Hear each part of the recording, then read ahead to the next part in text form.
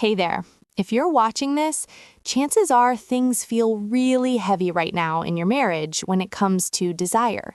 Maybe one of you wants intimacy more often and the other just doesn't feel that spark anymore. Or maybe it's both of you feeling disconnected, frustrated, or even guilty. You might be thinking, what's wrong with me? Am I broken? Is our relationship doomed? First, let me say this clearly and from the heart. You are not broken.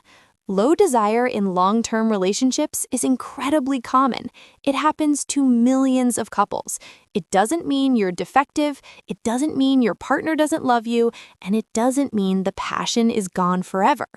Desire ebbs and flows because of stress, hormones, resentment buildup, routine, kids, work, health changes, or just the natural shift from new relationship excitement to deep, familiar love.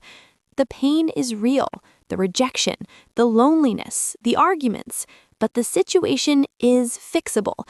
You're not alone, and there's real hope. So today, I'm sharing 4 practical free tips that many couples use to start rebuilding desire and closeness. These aren't quick fixes, but they're grounded in what actually helps real people. Tip 1. Start with honest, shame-free conversations, but change how you talk about it. Instead of, "Why don't you ever want me?" try softer openers like, "I've been missing feeling close to you physically. How are you feeling about our intimacy lately?" Listen without defending. The goal isn't to win an argument, it's to understand. Many low-desire partners feel pressured, which kills desire even more. Removing pressure and building emotional safety often makes physical desire re-emerge naturally. Tip 2. Rebuild non-sexual touch and affection first. Hold hands more. Cuddle without it leading to sex. Give a back rub or a long hug. Why? Physical closeness releases oxytocin, the bonding hormone, and reduces stress. For many people, especially those with responsive desire, arousal and wanting sex come after feeling connected and touched, not before. Small daily affection rebuilds the bridge that routine often breaks.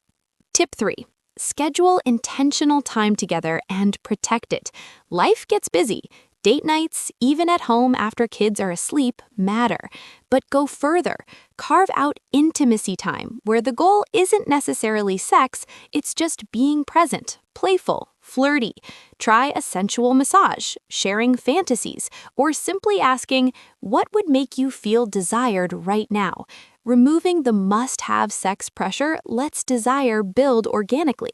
Many couples find that planning actually increases excitement. Tip 4.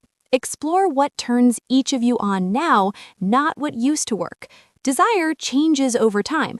What felt exciting in year 1 might not anymore. Get curious together. Read a short article on erogenous zones, try new kinds of touch, or talk about fantasies without judgment. Focus on pleasure and play instead of performance. When sex becomes about mutual discovery and fun again, desire often follows. These tips are a strong starting point, and many couples see real shifts just from trying them consistently.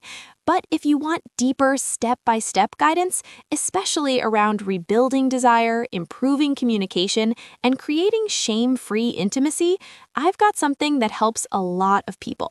Check out Climax.how.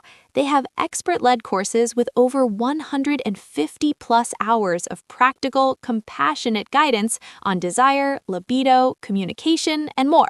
No judgment, just tools that work. Link is in the description or pinned comment.